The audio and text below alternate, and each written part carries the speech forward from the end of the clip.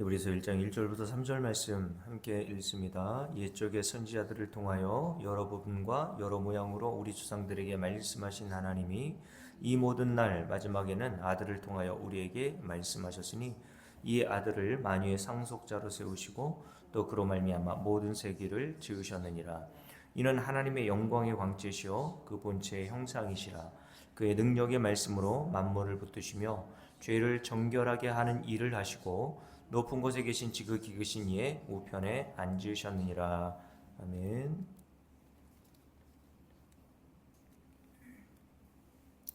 1절 말씀, 옛적의 선지자들을 통하여서, 여기서 선지자들은 구약의 모든 성경의 저자들을 의미한다고 말씀을 드렸습니다. 모세도 포함되어 있고 구약의 선지자인 예레미야, 이사야, 하박국, 에스겔, 이 모든 선지자들이 다 포함되어 있는 것이겠죠. 이 모든 선지자들을 통하여서 하나님께서 여러 부분과 여러 모양으로 우리 조상들 이스라엘 백성들에게 말씀하여 주셨다라고 말씀하고 있죠. 그러니까 구약 성경 전체가 하나님의 말씀인 거죠. 맞습니까? 물론 신약도 하나님의 말씀이고 신구약이 다 하나님의 말씀입니다. 하나님은 옛 선지자들을 통하여서 여러 사건과 여러 인간의 역사들을 동원해서 심지어는 발람 선지자의 나귀의 입을 여서도 하나님이 자기의 뜻과 의지와 계획하신 것을 말씀해 주셨다는 것을 우리가 보게 되죠. 그래서 이 부분을 여러 모양과 여러 부분으로라고 하는 그 부분에 대해서 세번역 성경에서는 이렇게 번역했다고 지난주에 말씀을 드렸는데 다시 읽어드립니다. 하나님께서 옛날에는 예언자들을 통하여 여러 번에 걸쳐서 여러 가지 방법으로 우리 조상들에게 말씀하여 오셨다 이렇게 번역했거든요. 그런데 오늘 우리가 새벽에 살펴봤던 요한복음 1장에 보면 세례 요한이 마지막 구약의 선지자로 등장하죠. 그래서 마지막 선지자였던 세례 요한을 통해서 구약의 모든 선지자들이 과연 무엇을 지목하고 무엇을 가리켜 왔는가를 말씀해 주신다고 말씀을 드렸습니다. 세례 요한이 하나님께로부터 보냄을 받은 자라고 이렇게 이야기하면서 그 세례 요한의 역할에 대해서 요한복음 1장에서 사도 요한이 뭐라고 얘기했습니까?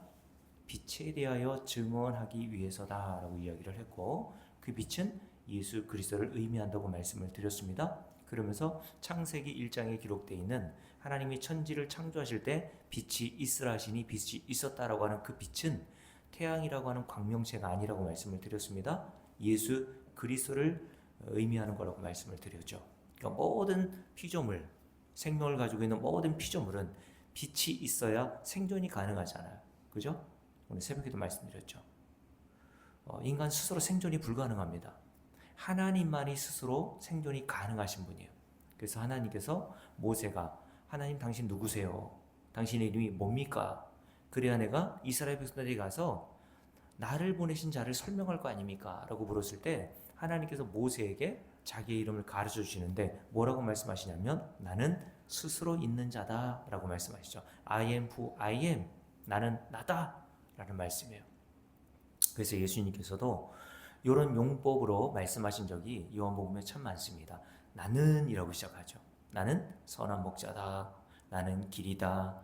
나는 생명이다. 나는 진리다. 나는 부활이다. 이런 말씀을 계속 하신단 말입니다. 이게 하나님께서 모세에게 나타나셔서 하셨던 말씀의 용법이에요. 나는 스스로 있는 자다라고 말씀하시죠. 그러니까 하나님이라는 존재는 어떤 피조물의 도움 없이 스스로 생존이 가능하신 분이 하나님이시란 말이죠. 그리고 하나님이시란 분은 처음도 없고 끝도 없으신 분이에요. 시작한 날도 없고 그리고 끝도 없고 아버지도 없고 족보도 없어요. 그래서 히브리서 우리가 나중에 살펴보겠지만 그런 내용으로 설명한단 말입니다. 그분이 바로 하나님이신데 그 하나님이신 분이 바로 예수 그리스도다라고 우리에게 설명해 준단 말이죠. 그래서 전에 한번 말씀드린 적이 있죠. 이 가수 박진영 씨가 예수 그리스도를 가리켜서 하나님이 창조하신 첫 번째 하나님 이런 식으로 이야기를 하는데 하나님이라고 하는 개념조차 잘못된 거죠. 하나님은 누군가에게로부터 피조될 수 있는 분이 아니에요. 누군가로부터 피조된다면 어떻게 하나님일 수 있습니까? 하나님은 모든 이 세상 피조물을 창조하시는 창조주 하나님으로서 어떤 대상으로부터 피조될 수 없는 분입니다.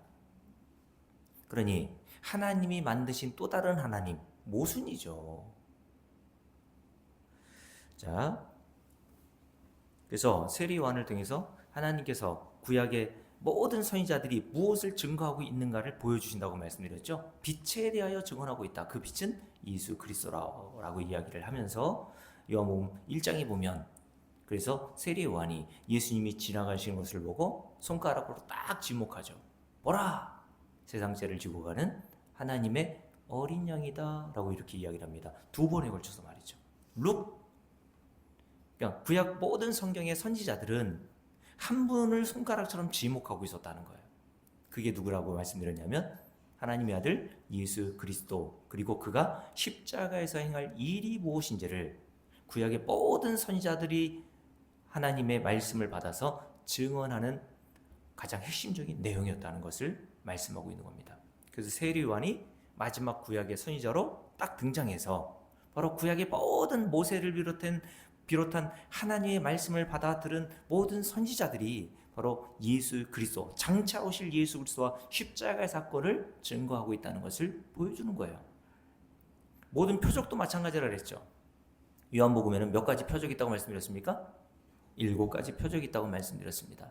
그 표적이 가리키는 바가 뭐라고 말씀드렸어요? 예수 그리스도와 십자가의 사건이라고 말씀드렸지 않습니까? 그래서 우리 주님께서는 바리새인과 서기관들이 표적을 보여달라고 했을 때 하신 말씀이 뭐예요? 우리 주님은 능력이 있고 말씀 한마디로 천지를 창조하신 분이십니다. 죽은 나사로를 살리신 분이시고 풍랑이 있는 바다를 말씀 한마디로 잔잔하게 하신 분이시죠. 38년의 병자를 치료하시는 분이시고 못하실 일이 없으신 분이십니다. 그러면 바리새인과 서기관들이 요구하는데도 그냥 기적 좀 몇 개 좀 보여주면 안 됩니까? 근데 주님께서는 뭐라고 하셨냐면 이런 말씀하세요. 마태복음 12장에 기록되어 있는 말씀인데 악하고 음란한 세대가 표적을 구한다라고 되어 있어요. 믿을 만한 걸 자꾸 보여달라고 한단 말입니다. 그거를 주님께서는 악하고 음란한 세대라고 얘기하는 거예요. 그러니까 유튜브에 나와서 하나님이 살아계심을 보여주겠다는 식으로 뭐 별의별 희한한 능력을 행한다고 하는 목사들이 있지 않습니까? 그런 자들을 가리켜서 우리 주님께서 뭐라고 하시는 거예요?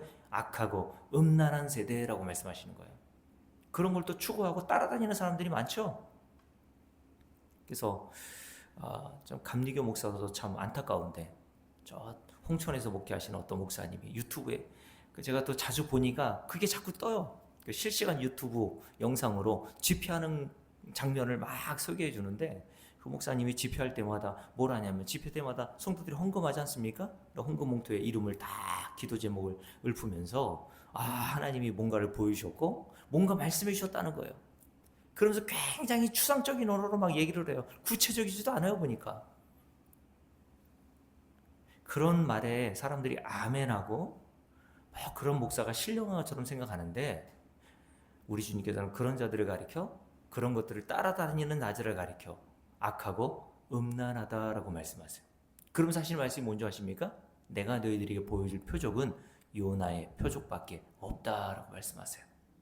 모든 표적의 종착지 요나의 표적으로 완결되고 종결된다는 뜻인데 요나의 표적이 가리키는 게 뭡니까? 요나가 물고기 뱃속에 3일 동안 들어갔다가 다시 그 뱃속에서 나오는 사건, 그게 뭐예요? 예수 그리스도의 십자가의 죽음과 부활을 증거하기 위해서 요나를 동원하셔서 말씀하신 겁니다, 여러분. 생각해 보세요. 요나가 왜 물고기 뱃속에서 3일 만에 나와야 합니까? 이틀이면 안 돼요? 사흘이면 안 됩니까? 일주일이면 안 돼요? 근데 반드시 3일이어야 돼요. 왜요? 요나도 선지자로서 뭘 증거하기 위해서 하나님이 사용하시는 거예요? 예수 그리스도와 십자가의 사건을 증거하기 목적으로 하나님이 그 선지자인 요나를 사용하셨기 때문에 반드시 물고기 뱃속에서 3일 만에 나와야 되는 거예요. 그러면서 요나가 했던 아주 유명한 말이 뭔지 아십니까? 요나가 했던 아주 유명한 말. 요나서 2장에 보면 요나가 이런 얘기를 해요.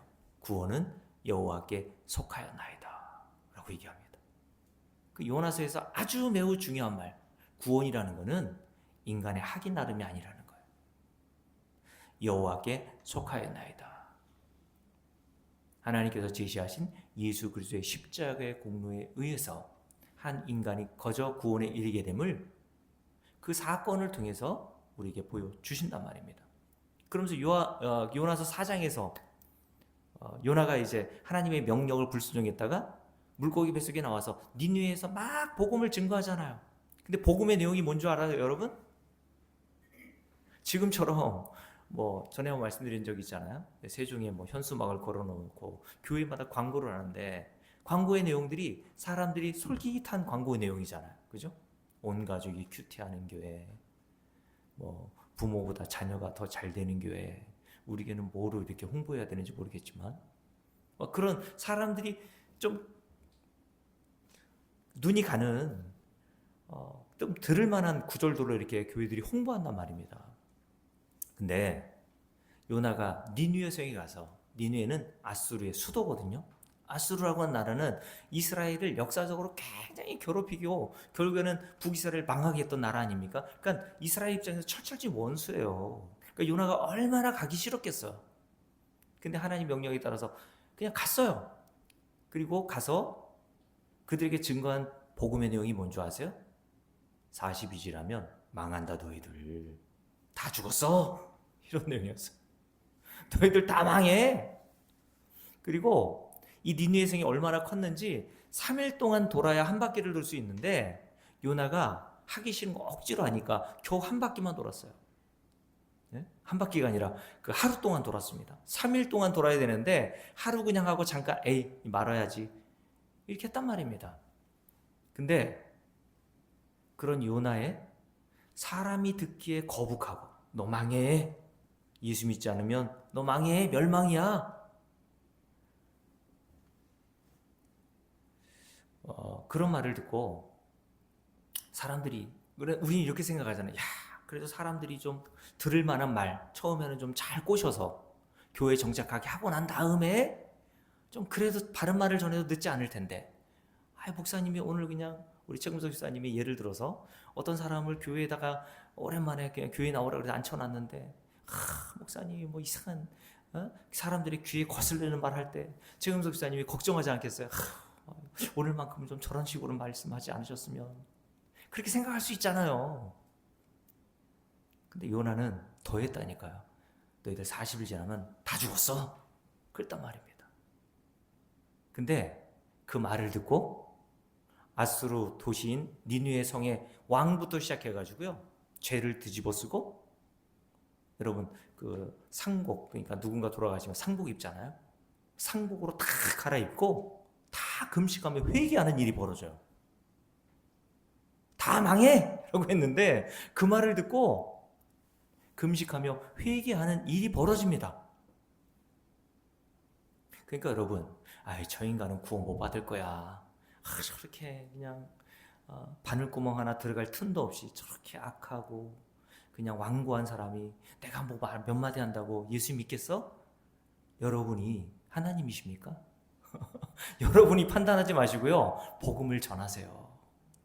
저 오늘도 세종에 잠깐 운동할 때 행정고시를 보고 이제 공무원이 되셨다가 얼마 전에 퇴직하신 분이 있어요. 행정고시는 5급 공무원이거든요. 그러니까 머리가 워낙 똑똑한 분이에요. 그 행정고시 정도 볼 실력이면 굉장히 똑똑한 그런 머리를 지닌 분이죠. 근데 그분이 새벽 예배도 나오고 교회를 열심히 나가세요. 직분은 잘 모르겠어요. 근데 운동하다가 어떤 이제 나이 드신 분이 이제 방학 때인가 봐요. 그러니까 자기 손주를 데려왔더라고요. 한 7, 8살 돼 보이던데 손주가 이제 라켓 휘두르고 막 하니까 그 행정고시 패스한 이거 공무원이었던 그분이 그 아이에게 너 교회 다니니? 예수 믿어야 돼. 그렇게 얘기하더라고요. 그래서 제가 그분에게 옆에서 이렇게 지켜보다가 국장님이라고 부르거든요. 국장님, 목사보다 낫네요. 그랬어요. 우리 최근석 집사님, 그죠? 우리 최만승 권사님, 남편에게 한번 이렇게 예수 믿으라고 권면해 본 적 있으세요? 요즘도 그러세요? 네, 꼭 권면해요. 요즘에 아프실 때 꼭 권면해 드리세요. 예수 믿으시라고. 여러분, 우리는 누가 하나님의 그 영원전, 하나님께서 계획하시고 작정하시고 언약해 두신 구원받을 자가 누구인지 모르잖아요.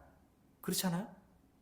그러니까 여러분과 저는 해야 될 일이 저 사람은 안 돼, 이 사람은 될 것 같아, 이런 판단을 하지 마시고요. 그냥 기회에 있을 때 복음을 전하세요.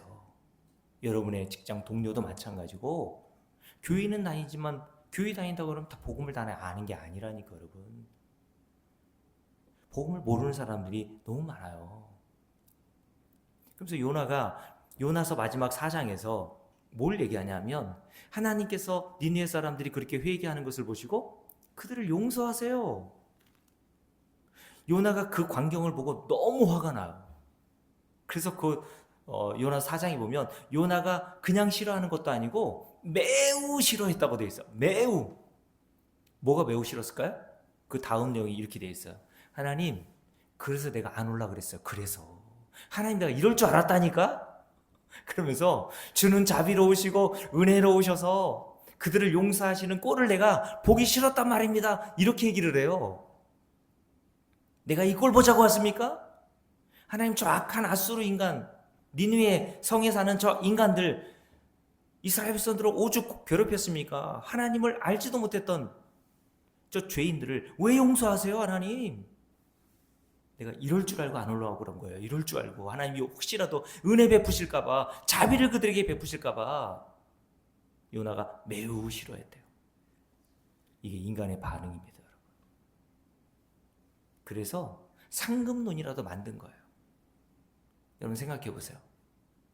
여러분들과 제가 교회에서 예수 믿고 열심히 헌금도 하고 헌신도 하고 봉사도 하는데, 여러분들이 받은 하늘에 속한 신령한 복이나 예수님 옆에서 죽을 때 진짜 나쁜 짓 잘하다가 나쁜 짓만 하다가 그냥 죽기 몇 시간 전에 재수가 좋아가지고 예수님, 주님 나라 임하실 때 나를 좀 생각해 주세요, 나를 좀 불쌍히 여겨주세요 라고 했더니 주님께서 그에게 오늘 밤 네가 나와 함께 낙원에 있으리라 라고 하는 복된 메시지를 증거하시잖아요. 우리 헌정사님 생각해 보세요. 그런 자와 내가 동일한 하늘에 속한 신령한 복을 받았다면, 내가 엄청난 헌신한 자인데 아무것도 하지 않은 사람이 나와 동일한 하늘에 속한 신령을 복을 받았다면, 인간의 마음으로는 어때요? 매우 싫어요? 매우 좋아요? 대답하기 싫어요? 이 세상은 우열이 있고 차등이 있잖아요. 모든 사회가, 그죠? 어릴 때보다 우리는 그게 익숙하단 말입니다. 그래서 하나님 나라도 그런 줄 알아요. 근데 하나님 나라는 우열이 없어요. 차등이 없습니다. 그냥 구원받은 강도나 저 여러분이나 하나님의 아들이신 예수 그리스도의 십자가의 은혜로 들어가는 나라가 하나님 나라인 겁니다, 여러분. 근데 인간의 생각으로는 내가 뭔가 열심히 하는데 열심히 하지 아무것도 안 한 사람하고 똑같은 하늘에 속한 신령한 복을 받으면 누가 제일 열받을까요? 제일 열심히 한 사람이 제일 열받죠. 그죠? 요나가 그랬다니까, 여러분. 복음은 그런 거예요. 근데 여러분들이 여러분 자신이 어떤 자인 줄 알면 그런 말이 안 나온단 말이죠. 여러분들이 어떤 자인데 그 어떤 자에서 하나님께서 아들이신 예수의 십자가의 공로의 피로 우리를 구원하신 것을 진짜 여러분들이 그 은혜를 안다면 그런 말이 나올 수가 없어요. 저 사람이나 나나 다 멸망받을 자들인데 하나님의 긍휼로 너나 나나 다 구원에 이르게 된 것임을 성도들은 인정할 수밖에 없단 말입니다. 그래서 요나서를 통해서도 하나님께서 말씀하시는 내용, 여러 부분과 여러 모양으로 말씀하신 내용은 똑같아요. 예수 그리스도의 십자가의 보혈의 공로에 의해서 니느웨에 살고 있었던 그 악한 인간들까지 하나님이 자비와 긍휼을 베푸셔서 구원해 주시더라라는 것을 증거하고 있는 겁니다. 그러니까 구원의 원인은 인간에게 없다. 이게 구약 선지자들이 이야기하는 내용이죠. 그죠? 여러 부분과 여러 모양을 통해서 하나님이 지속적으로 우리에게 말씀하신 것, 구원은 인간에게 원인이 없고 오직 하나님의 은혜에 있음을 우리에게 증거해 주는 게 구약 모든 구약 선지자들의 일관된 말씀이었단 말이죠. 그래서 우리가 지난 주일에 창세기 28장 배웠잖아요. 하나님께서 아버지 이삭도 속이고 형 에서도 속여 먹은 혈혈단신 피신을 가고 있는 야곱에게 꿈에 나타나셔서 뭐라고 약속하셨어요? 뭐라고 약속하셨냐면 지난주에 살펴봤으니까 제가 읽어드릴게요. 이렇게 말씀하셨습니다. 15절 내가 너와 함께 있어 네가 어디로 가든지 너를 지키며 너를 이끌며 이 땅으로 돌아오게 할지라. 이 땅은 가나안 땅입니다. 내가 네게 허락한 것을 다 이루기까지 너를 떠나지 아니하리라 라고 말씀하신단 말이에요. 이런 복을 받을 자격이 야곱에겐 없는데 하나님께서 복을 주시겠다고 말씀하신 거예요. 그 복을 주기까지 내가 너에게 언약한 모든 것들을 다 이루기까지 내가 절대 너를 떠나지 않을 거야 라고 말씀하신단 말이죠. 이게 무슨 말입니까? 한 인간의 구원이라는 것은 그 인간의 됨됨이에 달린 것도 아니고요, 그 인간의 행위에 달린 것도 아니라 하나님께서 야곱에게 언제 약속하셨어요? 나기도 전에, 그죠? 그의 어머니가 누구예요? 이름이 리브가였잖아요. 리브가가 그 쌍둥이 에서와 야곱을 임신하고 있었을 때 하나님께서 리브가와 그의 아버지 이삭에게 약속하셨잖아요. 큰 자가 어린 자를 섬기겠고 내가 야곱을 사랑하고 에서는 미워하였다. 여기서 미워했다는 것은 에이 너 싫어 이게 아니라 사랑하지 않겠다라고 하는 뜻이에요. 야곱과 에서가 태어나기도 전에 하나님께서 언약해 두신 대로 야곱에게 어느 날 꿈에 나타나셔서 그것도 형과 아버지 이삭을 속인 그 속이는 자였던 야곱에게 나타나셔서 또다시 복을 약속하신단 말입니다.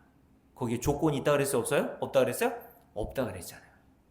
네가 이렇게 하면 내가 이 복을 줄게. 일방적으로 하나님이 복을 선언하신 겁니다.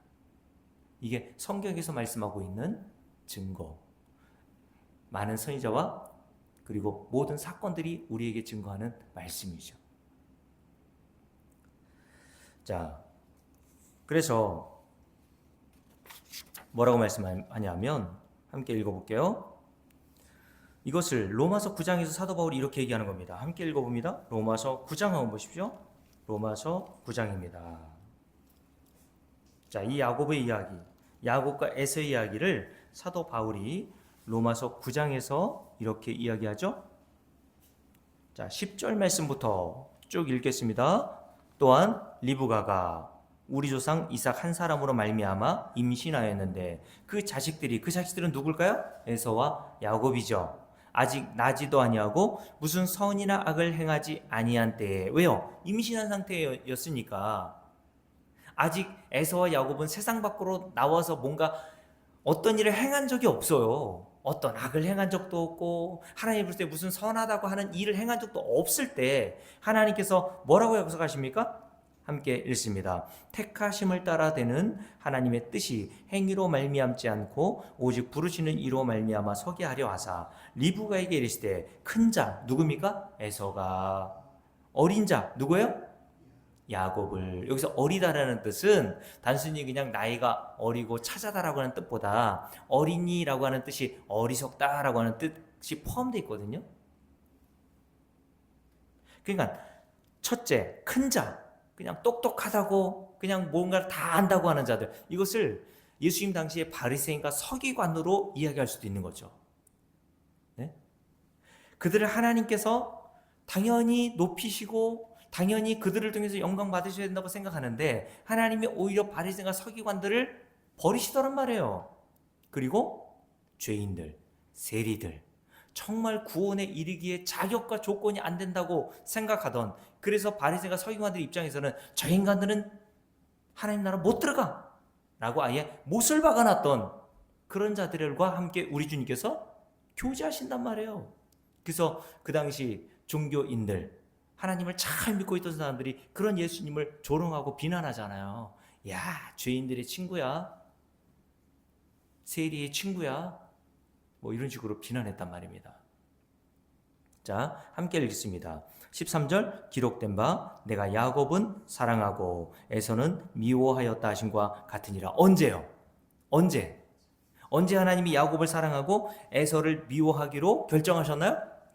아직 출생하기 전인데, 그의 어머니 르브가가 임신하고 있을 때 하나님께서 야곱에 대해서 이렇게 결정해 놓으셨대요. 그러면서 이렇게 말씀합니다. 함께 읽습니다. 14절 그런즉 우리가 무슨 말을 하리요? 하나님께 불의가 있느냐? 이렇게 행하시는 하나님께 뭐가 잘못된 게 있어? 이런 말입니다. 왜요? 인간은 이런 하나님에서 항의한단 말입니다. 하나님 뭐예요 도대체? 아니, 인간의 판단 기준, 선과 악의 기준인 윤리와 도덕적인 기준으로 저 사람이 이 세상에 와서 무언가를 선한 일을 행한 것이 있을 때 뭐 상도 주고 하나님 나라로 데려가고 하는 거지. 인간이 태어나기도 전에, 인간이 이 세상에 존재하기도 전에 하나님께서 어떤 자를 구원하기로 택하시고 결정해 두시고, 어떤 자는 육이라는 단어, 신학적으로 육이 된 자 이렇게 표현하거든요. 하나님이 선택, 작정한 자가 있고 택정한 자가 있고, 택정한 자가 있으면 어떤 자가 있는 거예요? 육이 된 자가 있다는 겁니다. 하나님께서 버리신 자, 에서와 같이 사랑하지 않기로 결정하신 자가 있다는 거예요. 이런 말을 들을 때 여러분 선뜻 수긍이 갑니까? 인간은 수긍이 안 돼요.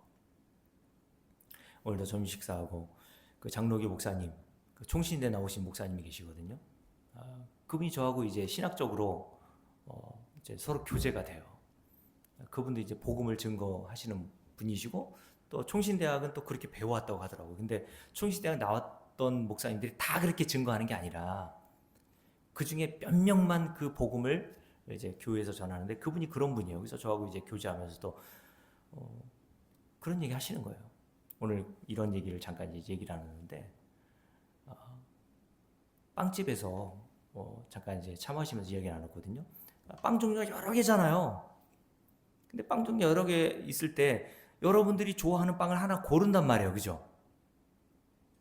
아니, 인간은 자기가 좋아하는 빵을 자기가 골라서 먹으면서, 하나님은 그럴 만한 선택권이 없느냐? 있어요, 없어요? 여러분 마트 같은 데 가면, 사과 이만큼 쌓아놓은 데 가면 여러분들이 좋아하는 사과 몇 개를 고르잖아요, 여러분. 인간은 자기 마음대로 고르고 선택해도 되고, 하나님은 안 돼요? 하나님의 주권이 있단 말입니다, 여러분. 이런 항의가 나오는 유일한 이유 중에 하나가 뭐냐 하면, 그 목사님도 동의하고 저도 동의하는데, 인간이라는 존재가 어떤 존재인지를 몰라서 그렇게 항의하는 거예요. 인간은 하나님께서 그렇게 하신다고 해도 항의할 수 없어요. 왜요? 저와 여러분이 복음을 안다면 인간이 얼마나 죄인인지를 여러분들 알잖아요. 에베소 2장 뭐라고 그랬습니까? 우리가 다 허물과 죄로 죽은 자로서 마땅히 하나님의 진노를 받아도 할 말이 없는 자라고 얘기하잖아요. 여러분 인정하세요? 그런 자임을 여러분들이 안다면, 그런 자들 중에서 하나님이 며칠 구원해 내신다고 해서 여러분들이 나는 왜 구원 안 해줘요? 라고 말할 수 있어요? 없단 말입니다, 여러분. 하나님 마음인 거예요. 어떤 자를 구원하시는지는 하나님이 결정하시고 하나님이 알아서 하실 일이지, 인간이 그거를 가지고 옳다 그러다 할 수 있어요? 근데 인간은 그렇게 말한단 말입니다. 왜요? 선악과를 먹고 인간은 하나님처럼 되었기 때문에 하나님이 하시는 일이 마음에 안 들어요. 그래서 인간이, 피조물인 인간이 하나님이 하시는 일을 사사건건 간섭하면서 조언을 하는 거죠. 하나님 그거 아니죠. 그렇게 하면 안 돼요. 그래서 사도 바울이 이렇게 얘기하는 겁니다. 이렇게 하신다고 해서 하나님이 불의하시냐? 하나님 뭐 잘못했어? 그러면서 이렇게 얘기합니다. 함께 읽어볼게요. 자, 14절 그런즉 우리가 무슨 말을 하리요? 하나님께 불의가 있느냐? 그럴 수 없느니라. 모세에게 이르시되 내가 긍휼히 여길 자를 긍휼히 여기고 불쌍히 여길 자를 불쌍히 여기라 하셨으니, 이 말씀이 어디에 나와 있어요? 이 말씀이 어디에 붙어 있을까요? 이 말씀을 딱 읽으면 여러분들은 성경을 출애굽기를 찾아봐야 돼요. 그렇죠? 여러분 성경에 그렇게 기록되어 있지 않나요? 네? 33장에 나오죠. 출애굽기 33장에 기록되어 있는 말씀인데 32장에 어떤 사건이 있었어요? 금송아지 우상을 섬기는 사건이 있었단 말입니다. 그때 하나님께서 뭐라고 말씀하셨냐면 모세에게 내가 이들을 다 진멸하겠다라고 말씀하셨어요. 근데 모세가 거기서 중보기도 하죠.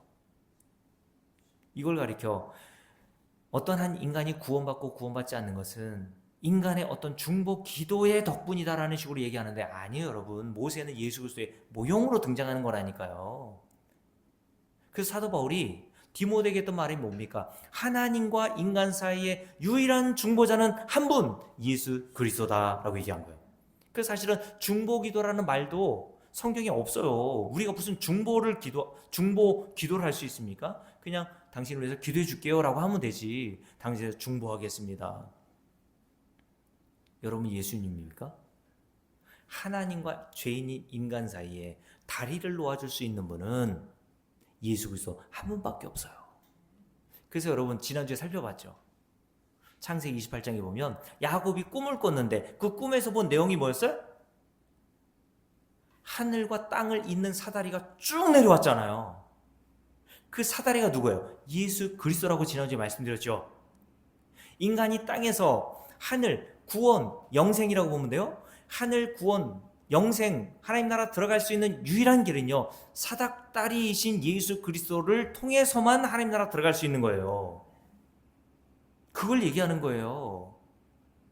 이미 그러니까 야곱을 통해서 하나님께서 예수 그리스도를 통해서만 모든 죄인은 구원에 이를 수밖에 없다는 그 진리를 말씀에 놓으셨고 구약의 모든 선지자들이 그 얘기를 하고 있는 겁니다.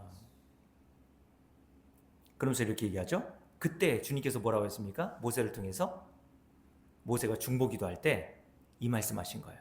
나를 보고 살 자가 없다 한 사람도.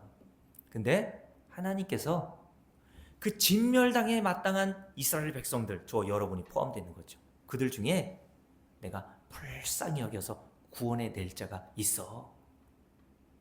근데 그거는 내 마음이야. 내가 불쌍히 여길 자를 불쌍히 여기고 긍휼히 여길 자를 긍휼히 여겨서 구원하는 거는 내 마음이야 라고 말씀하시는 거예요.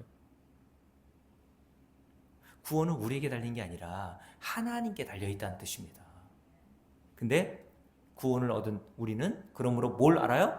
긍휼히 여길 자를 긍휼히 여기고 불쌍히 여길 자를 불쌍히 여긴다고 하셨으니까 나는 어떤 자인 줄 아는 거예요. 나는 하나님의 긍휼과 자비 이외에는 하나님 나라에 들어갈 수 있는 자격과 조건이 없다는 사실을 성도는 깨달아 가는 겁니다. 그래서 그러면서 이렇게 얘기하죠. 함께 읽습니다.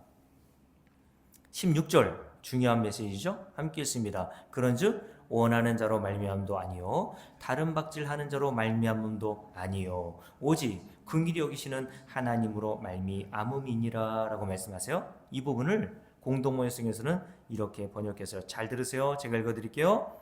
그러나 하나님께서 사람의 선행을 보시고 불러주시는 것이 아니라 당신의 뜻대로 불러주시며 선택의 원리에 의해서 당신의 계획을 이루어 가십니다. 하나님의 선택을 받고 안 받는 것은 인간의 의지나 노력에 달려있는 것이 아니라 오직 하나님의 자비에 달려있는 것입니다 라고 번역했어요. 인간이 길을 쓰고 용 쓴다고 해서 하나님께로부터 긍휼함을 얻고 불쌍을 받아 구원을 얻는 게 아니란 말입니다. 하나님께서 일방적으로 택해 주시는 거예요. 내가 너를 긍휼과 자비로 구원해 내시겠다고 일방적으로 야곱에게 언약해 주셔서 그를 구원해 내시고 하나님의 복을 허락하여 주셨듯이 저와 여러분들도 그런 방식으로 구원에 이르게 된다는 사실을 성경은 이미 구약 전체에서 말씀하고 있다는 겁니다. 그래서 하나님께서 이 모든 것들을 동원해서 여러 부분과 여러 번을 우리에게 말씀하셨다는 말씀을 우리가 히브리서 1장 1절에서 살펴보고 있잖아요. 이 모든 내용을 어디에 함축 담아서 우리에게 주셨냐면 율법이라는 것을 통해서 함축하여서 말씀하신 거예요. 하나님께서 모세를 통해서 시내에서 율법을 주셨죠. 율법은 십계명과 십계명에서 발생한 여러 계명들이 있어요. 그걸 유대인들은 학자들이 다 세봤더니 613가지라고 이야기하더라고요. 248가지, 365가지.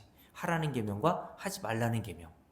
그러니까 율법은 딱 두 가지를 나누면 하라는 계명과 하지 말라는 계명으로 구성되어 있어요.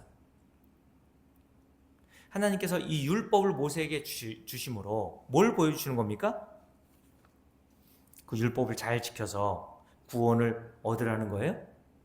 그러면 구약의 전체적인 메시지와 어긋나는 거잖아요.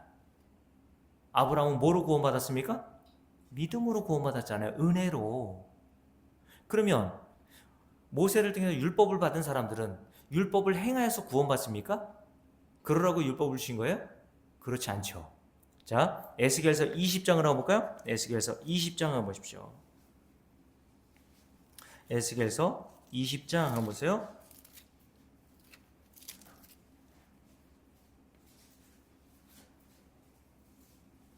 20장 25절입니다.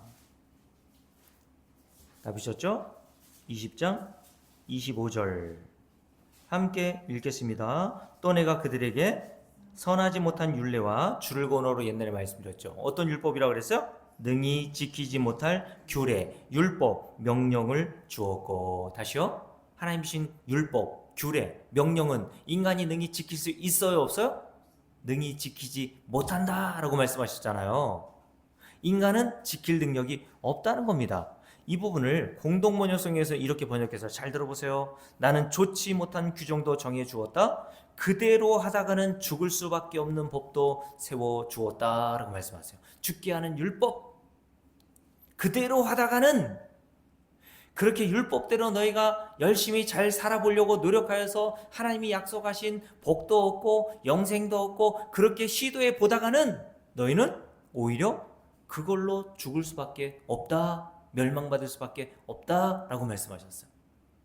그러니까 말씀대로 순종하세요. 저 그런 분들에게 묻고 싶다 그랬죠. 말씀대로 순종하라는 게 뭘 그렇게 순종하라는 거예요? 이렇게 묻고 싶어요, 저는.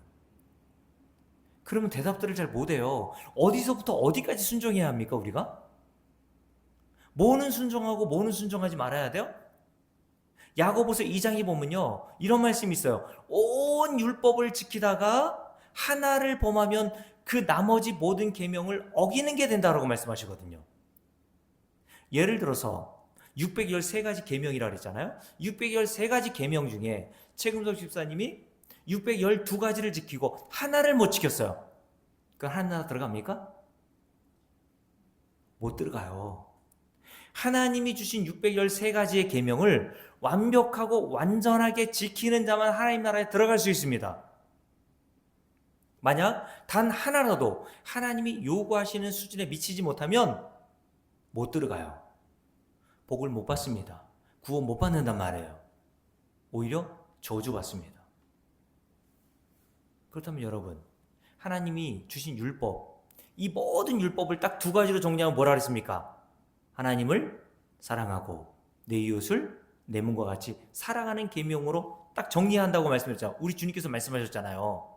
율법사가 물었잖아요. 율법 중에 가장 큰 계명이 뭡니까? 라고 물었더니 율법사가 질문한 그 질문에 대해서 예수님이 딱 정리해 주시죠. 근데 하나님은 어떻게 사랑하래요?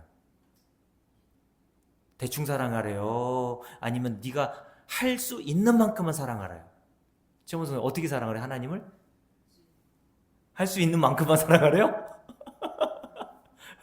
우리 최은석 집사님 어떻게 사랑하셨어요? 하나님께서? 그렇죠. 마음을 다하여 힘을 다하여 네 목숨을 다하여 주 너의 하나님을 사랑하라. 그렇게 사랑하시라고 손 들어보세요. 우리는 나 자신을 그렇게 사랑하지 하나님을 그렇게 사랑하는 자 좀 본 적이 없어요. 여러분 주기도문에 이런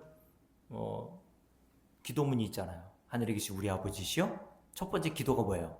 환자선언의 첫 번째 기도의 내용이 뭡니까? 하늘에 계신 우리 아버지시여 이름이 거룩히 여김을 받으시오며 나라가 임하옵시며 뜻이 하늘에서 이룬 것 땅에서도 이루어지라. 그렇게 기도하시죠. 근데 여러분들은 가장 속상하고 짜증나고 화가 날 때가 언제입니까? 하나님의 이름이 모독을 당할 때예요? 아니면 여러분들의 이름이 모독을 당하고 자존심이 상할 때 밤잠 못 이루면서 괴로워하고 힘들어합니까? 언제 그래요, 여러분? 하나님의 이름이 모독당할 때는 그러려니 하면서도 누가 내 욕을 하고 다닌다 그러면 밤잠을 이루지 못하는 적이 있잖아요. 그죠? 근데 또 그런 말은 또 잘 들려요. 그죠? 나에 대해서 뭐 100명 중에 99명이 칭찬하고 다녀도요, 한 명이 막 나를 욕하고 다니면요, 그게 신경이 쓰인다니까, 인간은. 그래서 인간은요, 자기 자존심을 지키기 위해서 생명도 끊습니다. 자기 체면을 위해서. 그래서 정치인들 보세요. 네? 뭔가 이렇게 발각되고, 비위가 좀 발각되고, 돈 받은 뇌물이 발각되면 스스로 생명을 버리는 사람들이 있죠? 왜 그렇습니까? 자기 얼굴에 체면 때문에 그런 거 아니에요, 여러분? 그게 가룟 유다가 한 일 아닙니까? 내 죄는 내가 책임질게. 여러분, 인간은 하나님의 율법을 지키려고 해도 지킬 능력이 없다니까요? 해보면 알아요. 안 해봐서 모르는 거예요. 열심히 좀 하나님을 마음을 다하고 성품을 다하고 쉼을 다하고 목숨을 다해서 좀 사랑해 보세요. 네? 수예배도 빠지지 말고 열심히 나오시고 새벽 예배 열심히 나오시고 한번 죽도록 한번 해보세요. 안 되는 자기를 보게 됩니다. 내 이웃을 내 몸과 같이 사랑하라는 말씀 할 수 있어요? 원수를 사랑하라는 거 그 계명대로 살 수 있어요? 자식도 안 되더라고요. 자식도. 제가 요즘에 그런 생각이 가끔 들어요. 우리 아들이 이제 군대 갔다가 우리 아들이 없으니까 이 설교도 들을 리가 없고 그런 생각이 들어요. 요즘 아들이 그냥 영 마땅치 않아. 영 마땅치 않아. 아들이라서 그런가 봐. 아들이 아닌 것 같고 딴 세상에 사는 사람 같고 이방인 같고 하숙생 같아요. 집에 들어왔다가 자다가 일어나면 또 나가고 여자친구 만나러 나가고. 우리 아내랑 저랑 해가지고 이제 낳은 자식도요. 그렇게 사랑이 잘 안 되는 것 같아요. 근데 원수를 사랑한다고요? 사랑할 수 있어요? 여러분 교인들도 제대로 못 사랑하잖아요. 솔직히. 여러분 몸처럼 교인들 사랑해 본 적이 있어요? 꼭 이럴 때는 이제 이렇게 수예비에 나오시는 소수의 여러분들이 또 혼나는 것처럼 생각되는데 이 설교를 듣고 있는 자들에게 다 말씀드리는 거예요. 저도 거기에 포함되어 있고. 원수 사랑은 속된 말로 개뿔. 원수랑 안 돼요. 목사들이 정말 사랑할 것 같습니까? 동료도 목사들이 사랑을 안 나눴더라고요, 여러분. 목사들이 더 인색한 사람도 꽤 있습니다. 그러면서 강단에서는 뭐 사랑하십시오 어쩌고저쩌고 얘기하는데 저는 그런 이야기를 해주고 싶어요. 당신 동료의 목사나 사랑하면서 밥 한번 사주라고. 목사도 그렇게 사랑 못하고 인색한 사람들이 있단 말이에요. 제가 이제 세종에 가끔 테니스 운동하러 가면요, 제게 그런 저 자신을 발견해요. 어떻게 해서든지 저 인간을 이겨서 내가 내 이름을 한번 떨치리라. 여러분, 하나님께서 오늘 에스겔서 25절을 통해서 율법을 주시면서 하시는 말씀이 뭡니까? 능히 지키지 못할 규례, 율법, 명령을 주신 거야 라고 말씀하세요. 이걸 뭐를 통해서 깨닫습니까? 지켜보려고 노력하면 노력할수록 안 되는 자기를 보게 됩니다. 그래서 이스라엘 백성들이 율법을 잘 지키겠다고 말했던 그 이스라엘 백성들, 여러분 출애굽기 24장에 보면 하나님과 이스라엘 백성들의 언약을 맺는 내용이 나오거든요. 십계명을 주셨어요. 그 이전에 20장에 보면 십계명의 계명이 뭡니까? 나 외에는 다른 신을 섬기지 말라. 네? 내 이름을 망령 때 일컫지 말라. 너를 위하여 새긴 우상을 만들지 말라. 이 1, 2, 3 계명이잖아요. 그 계명을 주시고 난 다음에 하나님께서 이스라엘 백성과 언약을 맺으셨다니까요. 피로써 맺은 언약. 양동이에다가 흠 없는 동물의 피를 받아가지고요, 언약에 사인한 이스라엘 백성들에게 반을 벗습니다. 피를 확 뿌렸어요. 그리고 반을 그 언약의 피를 제단에 뿌렸어요. 무슨 말이냐면 너 이거 지키지 못하면 너나 나나 생명 내놓아야 돼, 이런 말입니다. 하나님도 생명 내놓겠다는 거예요. 하나님이 자기 언약을 하시고 자기의 생명을 내놓겠다고 언약하신 겁니다. 그래서 아브라함 때도 쪼갠 고기 사이로 확 지나가신 겁니다. 내가 생명 내놓을게. 그래서 십자가의 사건이 일어난 거예요. 예수께서 십자가에서 자기의 생명을 내어놓고 저와 여러분이 지키지 못할 계명을 십자가에서 다 이루어내심으로 우리가 거저 그 희생과 은혜로 구원받은 겁니다. 근데 출애굽기 24장에서 그 계약을 맺을 때 이스라엘 백성들이 잘 준행하고 살게 해요. 2번이나 했단 말이에요. 2번이나. 할 수 있어요. 그렇게 했단 말이죠. 근데 이스라엘 백성들이 곧 하나님의 계명을 어기죠. 금송아지 사건이 일어났다고 말씀드렸잖아요. 그때 하나님께서 모세를 통해서 하셨던 말씀이 뭔지 아세요? 네 백성은 이렇게 하나님의 명령을 속히 떠나 자기가 하고 싶은 대로 자기가 섬기고 싶은 우상을 만들어 섬기더라. 그래서 모든 인간은 이스라엘 백성들과 같이 다 진멸되어야 마땅한 존재임을 그 사건을 통해서 보여주신단 말이에요. 인간은 안 된단 말입니다. 그래서 이스라엘 백성들이 광야에서 출애굽하여 60만 명이 나왔는데 다 죽은 거예요. 1세대가. 그건 모형이라 그랬잖아요. 인간은 안 된다. 지키지 못한다. 인간의 능력으로는 하나님 나라 못 들어간다. 요걸 알려주시기 위해서 뭘 주신 거예요? 율법을 주신 겁니다. 성경을 주신 거예요.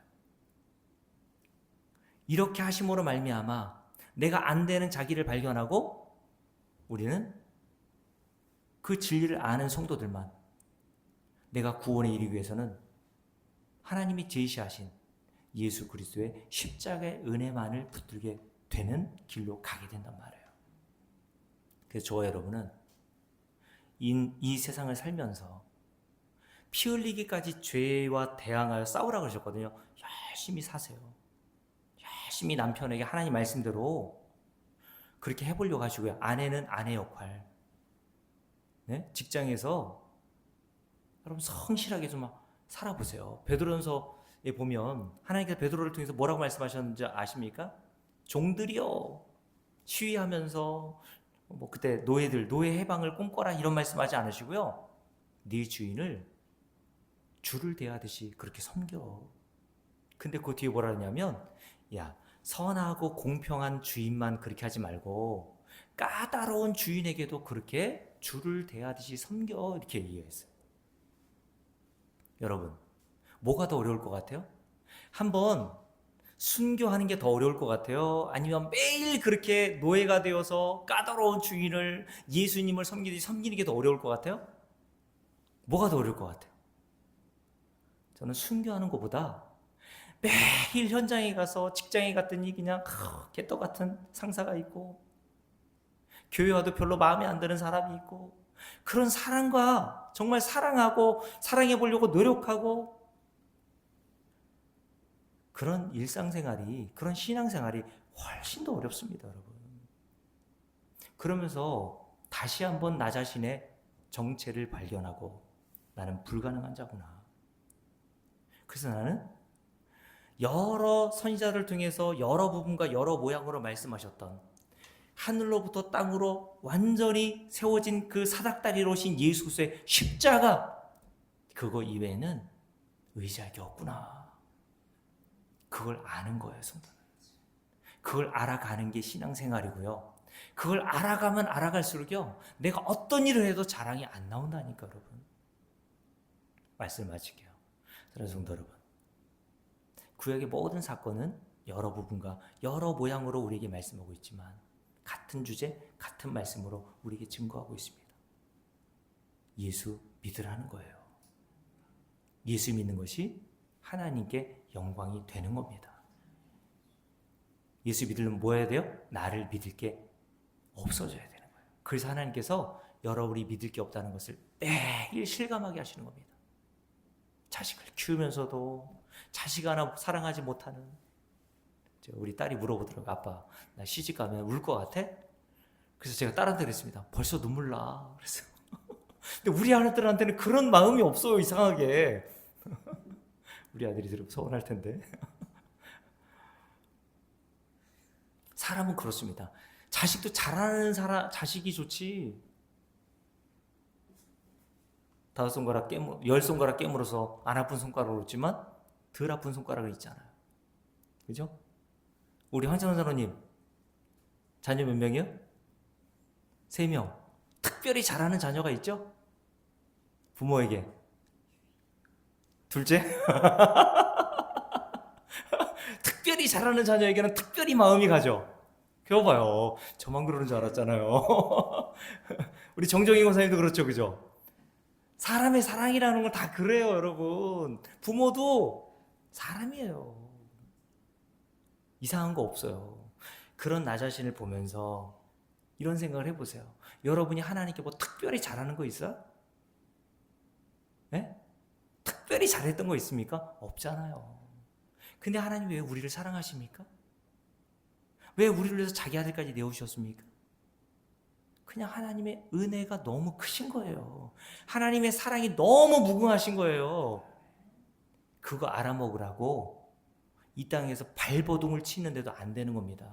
그러니 여러분, 그걸 알려면 발버둥을 쳐보시라니까요. 신앙생활 하는데 열심히 좀 살아보시고 열심히 헌신하세요. 수고도 열심히 하시고. 그러면 그렇게 하면서도 사람들이 인정해 줘요. 야, 참 저 사람 참 괜찮네. 신앙생활 잘하네. 근데 자기 자신을 바라보면 또 자기 속은 알잖아요. 하나님, 이런 죄인에게는 예수님의 은혜밖에 없습니다. 이런 자리로 인도될 줄로 믿습니다. 기도합시다.